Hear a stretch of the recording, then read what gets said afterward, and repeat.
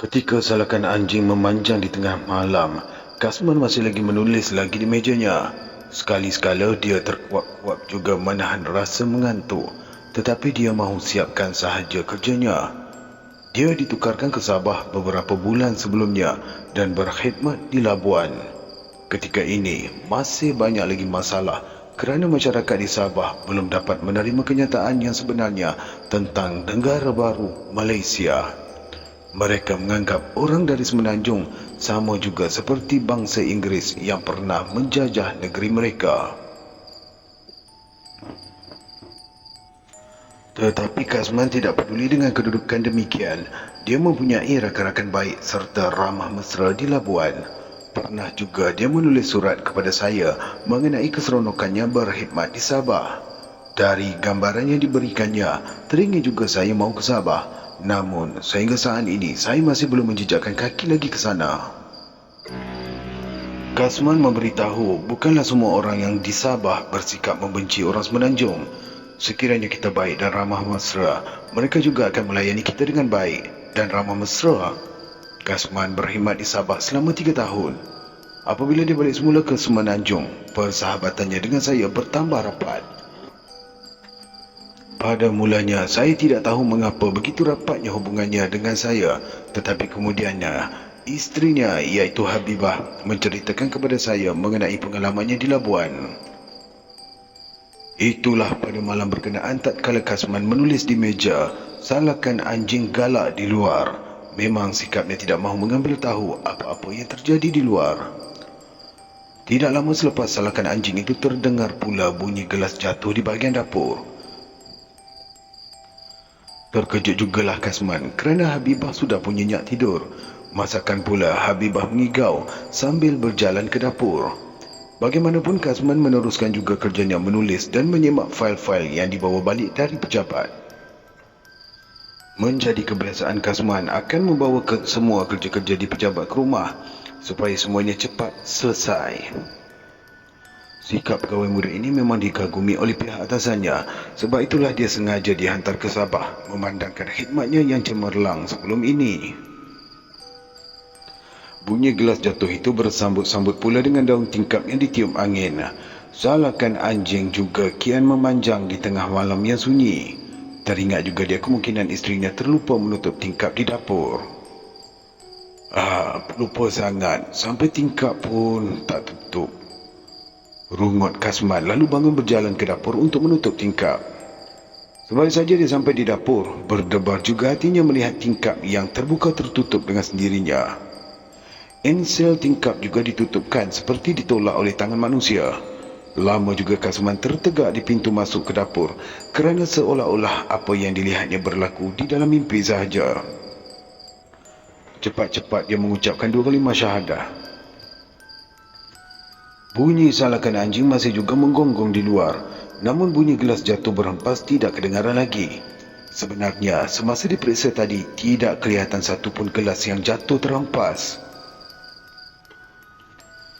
Dia tidak jadi meneruskan kerjanya, sebaliknya terus masuk tidur. Apabila bangun, dia tidak memberitahu apa-apa kepada Habibah mengenai kejadian yang berlaku di hadapan matanya itu. Tetapi Habibah menceritakan yang dia bermimpi didatangi oleh seorang pegawai berbangsa Inggeris yang menyuruhnya menjaga rumah itu baik-baik. Orang Inggeris itu merasa bangga kerana mereka menjaga rumah itu dan dia terhutang budi kerana Habibah dan Kasman mengambil berat menjaga kebersihan rumah tersebut.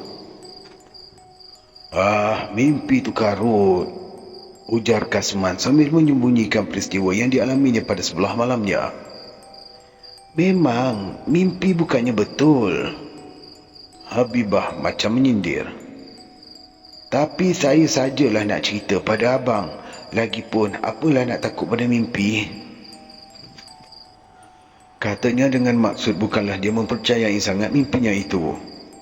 Tersinggung juga hati Habibah kerana suaminya tidak mahu mendengar cerita mengenai mimpinya.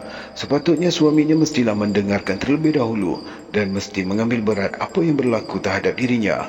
Tidak pernahlah suaminya tidak mendengar cerita mimpinya itu kerana selalunya Kasman akan mengusiknya dengan berbagai-bagai apabila menceritakan tentang mimpi-mimpi yang dirasakannya aneh sedikit. Di pejabat Kasman, Maafkan saya, di pejabat. Saya ulang semula. Di pejabat. Kasman menceritakan kejadian di rumahnya kepada kawannya iaitu Alimuddin, anak tempatan di Labuan. Pada sangkaannya, Alimuddin akan mentertawakannya kerana mempercayai kisah-kisah tahyul demikian. Sebaliknya, Alimuddin ikut sama muram dengan cerita yang dialami oleh Kasman. Lebih baik kau pindah rumah lain lah. Alimuddin menasihatkan dia. Susahlah nak pindah-pindah, sahut Kasman.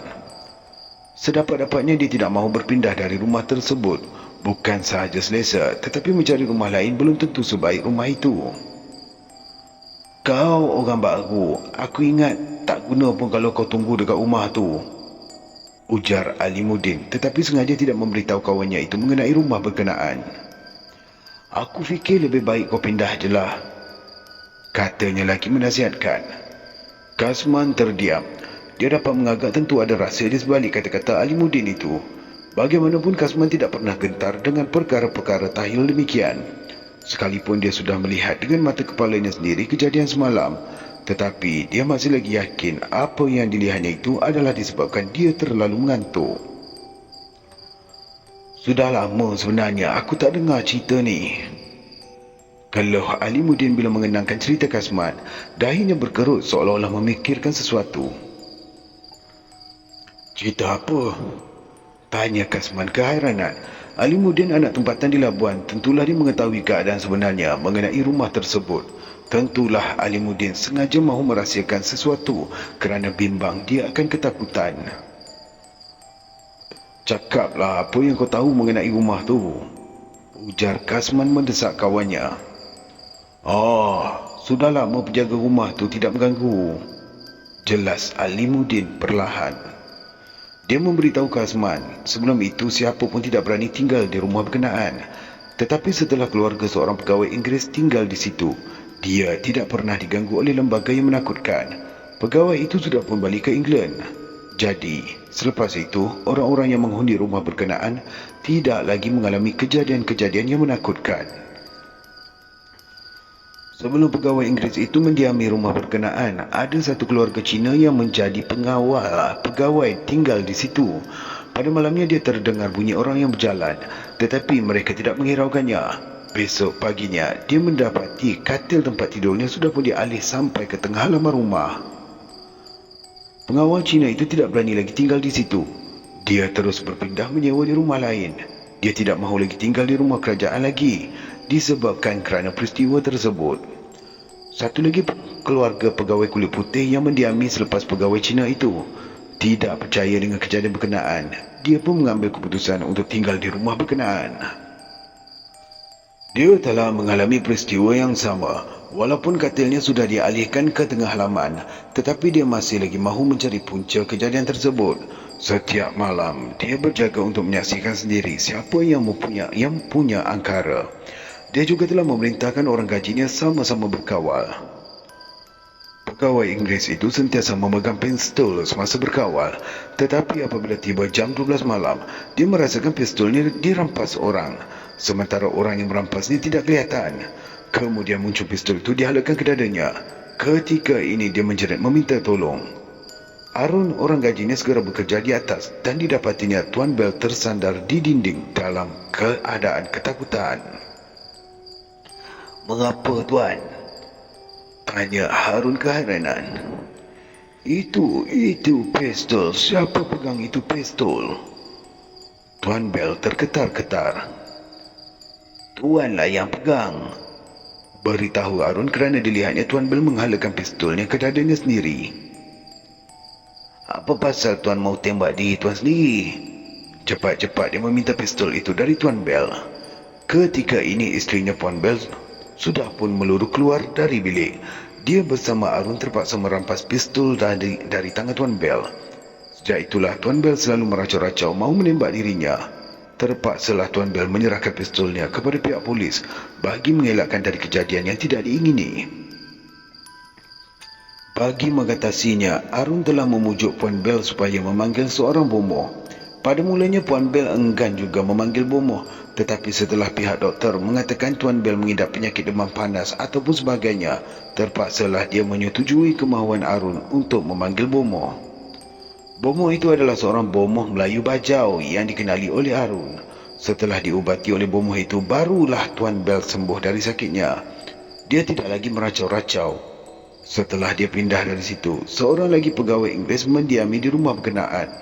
Bagaimanapun, Arun terus kekal menjadi orang gaji di situ. Pegawai-pegawai Inggeris memang gemar tinggal di kawasan rumah kerajaan di situ kerana kedudukannya berhampiran dengan laut. Mereka suka mendengar deruan ombak apabila malam semakin sunyi. Apabila Mr. Harold bersama keluarganya mendiami rumah tersebut, Arun telah menceritakan kepadanya apa yang telah berlaku ke atas Tuan Bell. Mr. Harold percaya dengan apa yang diceritakan oleh Arun kerana sebelum itu dia pernah berkhidmat di Sarawak. Mr. Harold memang sudah banyak mendengar kisah-kisah yang serupa seperti yang diceritakan oleh Arun. Oleh itu, sebelum dia membawa keluarganya tinggal, dia menyuruh Arun memanggil bomoh yang dikatakan itu. Bomoh itu dikenali dengan panggilan Pak Kari sahaja. Dia tidaklah banyak kerenah apabila diminta oleh Mr. Harold menghalau penunggu rumah itu yang mengganggu penghuni-penghuninya. Sejak itu tidak ada lagi kejadian-kejadian menggemparkan yang berlaku. Selepas Mr. Harold balik ke England, sudah 3 keluarga tinggal di situ. Mereka juga heboh dengan gangguan-gangguan yang berlaku kepada penghuni-penghuninya sebelum ini. Hanya Kasman sahaja yang baru menerima gangguan itu semula. Kalau kau naklah kan, saya boleh je bawakan Pak Arun jumpa kau. Ahli muda menawarkan jasa baiknya untuk menolong Kasman. Pak Arun tu boleh ubatkan juga ke? Tanya Kasman antara percaya dengan tidak. Bukan Pak Arun yang kamu ubatnya, jelas Ali Mudin tersengih-sengih. Tetapi dia akan panggilkan Pak Kari ataupun Haji Kari. Pada Haji Kari itulah kita minta tolong, katanya lagi. Besoknya betul-betul Ali Mudin membawa Pak Arun datang ke pejabat dan memperkenalkannya kepada Kasman. Orang tua itu sudah pun beruban rambutnya, tetapi sentiasa tersenyum bila bercakap. Ali Mudin memberitahu dia mengenai kejadian yang berlaku. Kejadian yang berlaku di rumah Kasman, iaitu rumah pegawai kerajaan yang pernah dia menjadi orang gajinya.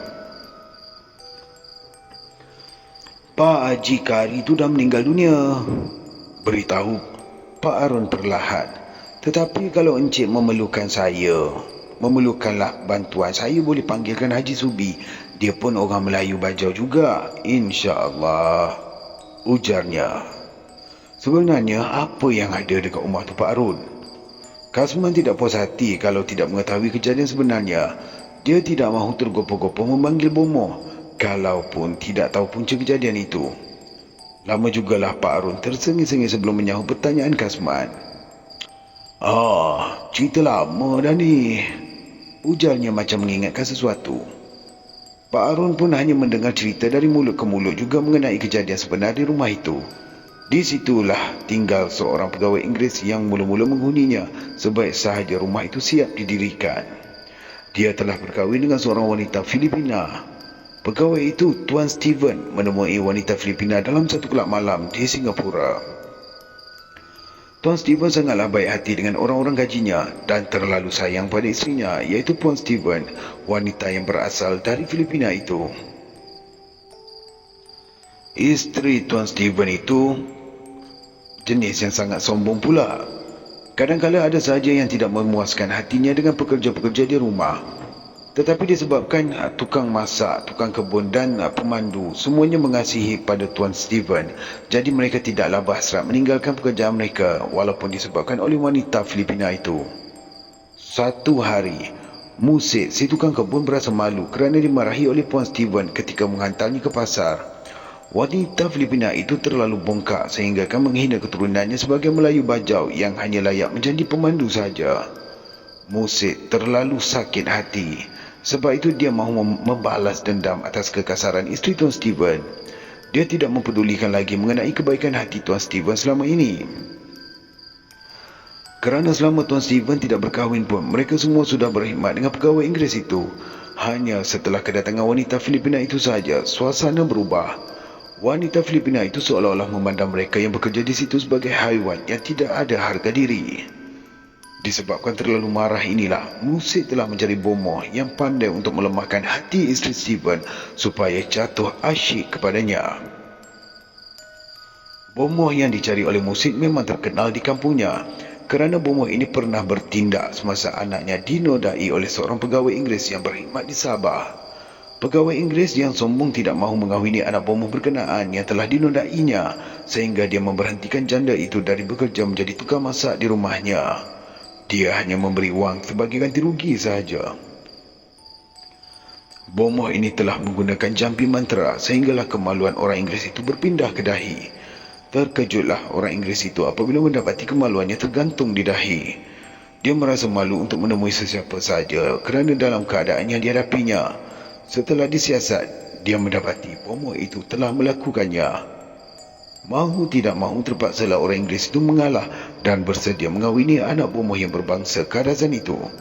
Perempuan itu pula janda kerana suaminya diserang babi hutan ketika berburu. Kepada bomoh berbangsa Kadazan itulah Musid meminta bantuan. Sesuai dengan upahnya, memang bomoh itu sanggup melakukan kemahuan Musid. Dia meminta Musid mendapatkan gambar wanita itu, rambutnya, kukunya dan bekas air mandinya. Semua yang diminta oleh bomoh mudah didapati oleh Musid kerana memang dia ditugaskan untuk membuat kerja-kerja itu semua. Selepas mandi, isteri Tuan Steven akan menyuruh Musid mengemaskan besen mandi. Kemudian dia akan membersihkan kuku dan berdandan. Dia akan menyuruh Musid mengemaskan semuanya apabila dia selesai membersihkan kuku dan berdandan rambut. Oleh itu semua yang dikehendaki oleh bomoh berkenaan mudah sangat untuk diadakan. Manakala gambar perempuan itu juga mudah dicurinya dari album kerana dia bebas keluar masuk ke bilik perempuan itu ketika berdandan. Setelah semua syarat dan barang-barang yang dikehendaki dapat disiapkan oleh Musid, dia pun menyerahkan kepada bomoh tersebut. Kau beri aku tempoh 7 hari. Kalau tak menjadi, kau ambil balik duit kamu ni, kata bomoh itu semasa dia menerima wang RM150 dari Musid. Musid mengangguk. Hatinya puas kerana dapat membalas dendam kepada perempuan Filipina itu. Dia mahu biarlah perempuan itu pula mengikuti sahaja kemahuannya. Kira-kira seminggu selepas itu, benarlah seperti apa yang dicakapkan oleh bomoh yang menjanjikan untuk membantunya itu. Isteri Tuan Steven tiba-tiba sahaja berubah. Dia sentiasa menghampiri Musid semasa dia menyiram pokok bunga ataupun berkemas. Tetapi Musid sengaja tidak mahu melayaninya. Hingga suatu hari, dia tidak segan-segan untuk memeluk dan mencium Musid. Dia melutut di kaki Musid mengajak lelaki itu berkahwin dengannya. Dia sanggup meminta cerai dari Tuan Steven. Pada mulanya Musid masih lagi ragu-ragu untuk melakukan perbuatan yang tidak baik apabila teringatkan budi baik Tuan Steven selama ini. Sebaliknya, apabila mengenangkan sakit hatinya kepada wanita berkenaan, dia tidak mempedulikan apa pun lagi. Musid terus melayani perasaan dendamnya. Setiap hari dia akan menghabiskan masa di bilik tidur dengan wanita itu semasa Tuan Steven pergi bekerja. Lama-kelamaan wanita Filipina itu tidak tertahan lagi akan asyiknya kepada Musid. Lantas dia meminta Tuan Steven untuk menceraikan dia. Tentulah Tuan Steven terkejut dengan permintaan yang di luar dugaan itu. Apalagi dia memang terlalu kasih akan isterinya itu. Apa sahaja kemahuan perempuan itu dia sanggup memenuhinya. Kalau isterinya mahu berehat di Hawaii ataupun ke Australia, dia sanggup untuk membawanya ke sana. Namun isterinya tidak mahu. Dia tetap dengan pendiriannya untuk bercerai. Berterus terang dia menyatakan hatinya terlalu cintakan Musid. Mendengarkan Musid tukang kebunnya yang setia itu dicintai oleh isterinya, Tuan Steven bertambah hilang akal dan kebingungan. Dia tidak sabar lagi, lantas mengambil pistol. Dia tidak mempedulikan apa lagi dan dia terus menembak isterinya. Dalam kelang kabut itu juga, dia lantas menembak kerengkungnya. Kedua-duanya mati dalam kegaduhan itu juga, ujar Pak Arun. Jadi yang selalu menjelma di situ ialah Tuan Steven. Itulah cerita orang-orang dekat sini. Katanya semacam seram sejuk bila mengenangkan peristiwa berkenaan. Pernah ke Pak Arun jumpa jelmaan Tuan Steven ni? Tanya Kasman ingin mengetahui lebih lanjut. Tak pernah pun, beritahu Pak Arun menggelengkan kepala. Tetapi terdengar orang berjalan, bunyi gelas jatuh seperti bergaduh. Katil berjalan, tingkap terbuka sendiri. Itu memang pernahlah saya alami. Jelas Pak Arun selanjutnya. Cerita Pak Arun dengan mimpi isterinya Habibah terasa ada persamaan dengan Kasman. Lagipun apa yang didengarnya sama juga seperti apa yang didengar oleh Pak Arun. Setelah mendengar penjelasan Pak Arun, barulah Kasman bersetuju untuk menjemput Haji Subi. Apabila balik ke rumah, dia memberitahu kepada Habibah apa yang didengarnya dari Pak Arun. Sebaik saja mendengar cerita itu, Habibah cepat-cepat mengajak Kasman berpindah. Walaupun Kasman memberitahu Pak Arun sudah berjanji akan membawa Haji Subi ke situ, namun Habibah masih lagi tidak mahu tinggal di situ. Malah Alimuddin juga menyabarkan Habibah kerana masalah itu akan dapat diatasi juga. Setelah puas dipujuk, Habibah sanggup bersabar sehinggalah Haji Subi mencuba mengubati dan membersihkan rumah berkenaan dari gangguan syaitan. Pada malam sebelum Haji Subi datang itu, Kasman masih juga membuat kerja sampai jauh malam seperti kebiasaannya. Salakan anjing terdengar juga memanjang jauh di luar. Sekali-sekali disambut oleh bunyi deburan ombak dari tepi pantai. Sehingga jam 12 tengah malam, dia kedengaran lagi bunyi orang berjalan seperti 2-3 malam yang sebelum itu. Tidak lama kemudian bunyi orang berjalan itu bertukar seperti bunyi gelas jatuh. Kasman tidak menghiraukan lagi bunyi itu. Dia sudah tahu keadaan sebenarnya. Bagi mengatasi kebimbangannya yang tiba-tiba sahaja dia teringat untuk membaca Al-Fatihah dan Al-Ikhlas. Dia membacanya berulang kali dengan penuh harapan akan terhindar dari gangguan syaitan. Hanya beberapa minit kemudian dia terdengar Habibah memekik kuat dari bilik tidur. Kasman segera meluru ke bilik tidur. Dia melihat Habibah dalam ketakutan di atas katil. Sebaik saja dia masuk ke bilik, Habibah lantas memeluknya erat-erat. "Ada apa ni, Bibah?" tanya Kasman cemas. Habibah tidak menyahut. Dia terseduh-seduh menyembabkan mukanya ke dada suaminya. Ternyata tubuhnya, dadanya sejuk akibat menahan perasaan yang takut. "Ada apa?" desak Kasman. Dia tahu tentu isterinya terdengar bunyi yang didengarnya tadi. Bunyi itu tentulah menggurunkan, terutama bila pada waktu tengah malam. Tetapi mengapa Habibah menjadi takut sedangkan bunyi itu didengarnya dari arah dapur? Dapur terletak jauh dari bilik tidur, manakala ruang tamu tempat dia menyiapkan kerja lebih dekat dengan dapur. Sudah tentulah bunyi itu kedengaran lebih jelas kepada dia dari Habibah. Mengapa Habibah terpekik? Kasman cuba memujuk isterinya. Tu, tengoklah tu. Habibah menundingkan telunjuknya dengan tidak memandang pula ke arah yang ditunjuknya. "Apa dia?" desak Kasman. "Itu dekat tingkap," kata Habibah terketar-ketar. Kasman berpaling ke tingkap kerana tingkap itu memang sudah dikuncinya sejak senja tadi lagi. Tetapi dia menjadi terkejut apabila melihat tingkap itu terbuka. Di tingkap itu penuh dengan muka seorang Inggeris yang tersenyum ke arahnya. Muka sebesar tingkap itu memang menggerunkan, tetapi pada air mukanya dapat diagakkan oleh Kasman sebagai meminta maaf. Mujurlah Kasman tidak cepat panik. Perlahan-lahan dia membacakan surah Al-Ikhlas itu berulang kali. Semakin lama semakin kuat dibacanya surah Al-Ikhlas itu hinggalah bergema sebuah bilik. Ketika inilah dia mendengar jeritan serentak dengan bunyi satu benda jatuh ke tanah dari tingkap itu. Setelah agak reda sedikit, Kasman bercepat-cepat menutup tingkap berkenaan. Kejadian pada malam itu diceritakan pada Haji Subi. "Dia orang baik, bukan nak mengganggu pun, tetapi kita yang takut," ujar Haji Subi. Tetapi setelah Haji Subi menyiramkan air bacaan surah Yasin di sekeliling rumah, tidak ada lagi kedengaran gangguan tersebut. Hinggalah Kasman dan Habibah balik semula ke Semenanjung 3 tahun kemudian, dia tidak mengalami apa-apa gangguan lagi. Malah ketika di sanalah dia melahirkan anak yang sulung iaitu Wahidah. Tidak ada pula apa-apa yang tidak baik berlaku kepada bayinya. "Dulu dia anggap benda-benda macam ni tahyul je, Ustaz," kata Habibah memudahi tahu saya. "Maklumlah," Ujarnya macam mengejek tetapi tidak meneruskan kata-katanya. Kasman tersengih-sengih saja mendengar kata-kata isterinya. Bagaimanapun kenangan di Sabah itu tetap tidak luput dari ingatan. Di situlah pertama kali dia benar-benar tercabar oleh sikap keras hatinya yang tidak mau mempercayai perkara-perkara yang dianggapnya tahyul. Tetapi apabila kejadian itu benar-benar berlaku di depan matanya, dia sendiri tidak tahu bagaimana hendak mengatakan sama ada tahyul ataupun tidak.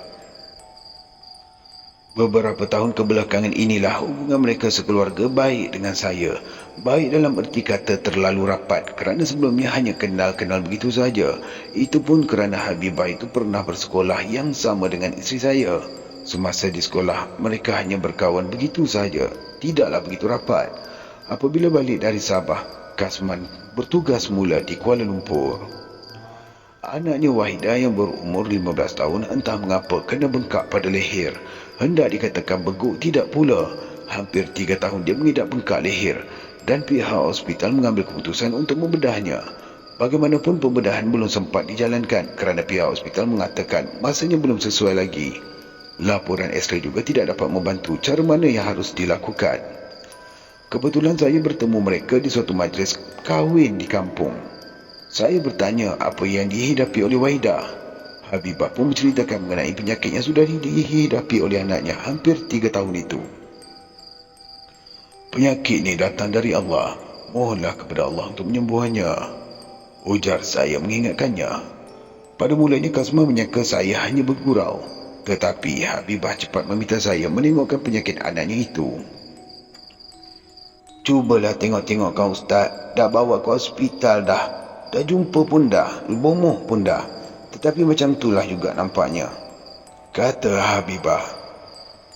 Manalah tahu kalau rasi dengan Ustaz, dia menambah sambil mengerling kepada isteri saya.